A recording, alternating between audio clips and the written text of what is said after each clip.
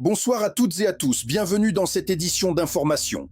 À la une de ce journal, la sortie politique du Front de Libération Nationale du Gabon, en abrégé FLING, prévue à Paris le samedi 31 mai 2026 à 14h00. Nous reviendrons également sur un phénomène social particulièrement préoccupant au Gabon, celui des crimes rituels.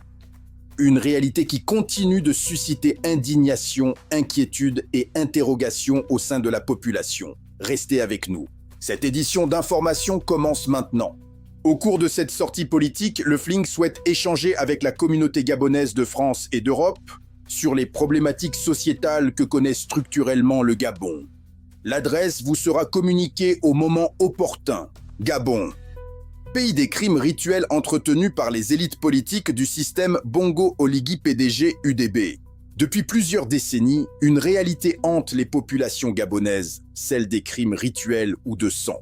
Entretenus notamment par les élites politiques cannibales du système selon les enquêtes de la LCR de Jean-Elvis Ebang Ondo, dont l'enfant fut assassiné dans des conditions abominables par un illuminé du pouvoir en place.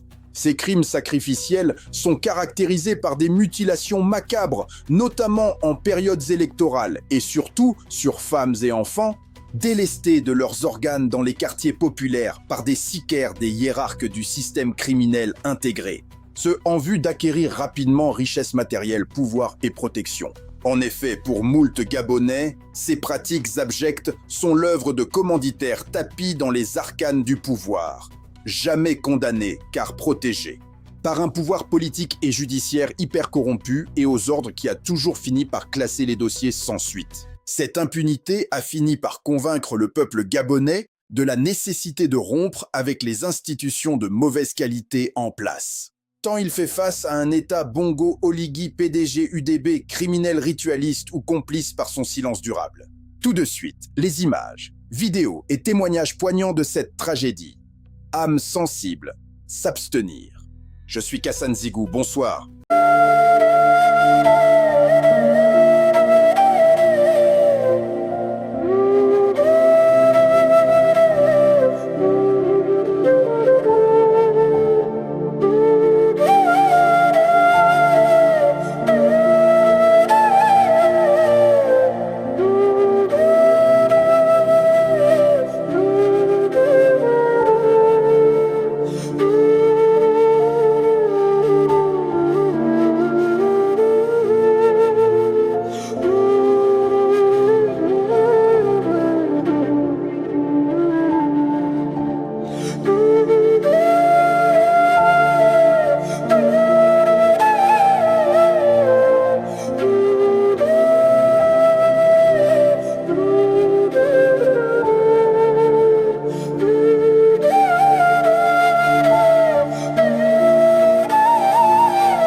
Il faut dire ici au Gabon que quand on parle de paix, c'est la paix des cimetières. Les Gabonais vivent dans la psychose, la peur, parce qu'on nous tue, on égorge nos enfants. On les attrape, on les torture à mort en les découpant, comme disent les Gabonais. Des sacrifices humains en 2020 ? Vous devez vous dire que ce n'est pas vrai, que c'est du passé. Eh bien, détrompez-vous. Ce que nous faisons n'est pas humain. Après plusieurs jours de recherche, Emmanuel Elangema a retrouvé son fils de 11 ans assassiné au bord de la rivière Ogooué. L'enfant n'avait plus de sexe, n'avait plus de langue. Est-ce que nous méritons cela? Et vous verrez que les 3/4 des assassinats, c'est des gamins.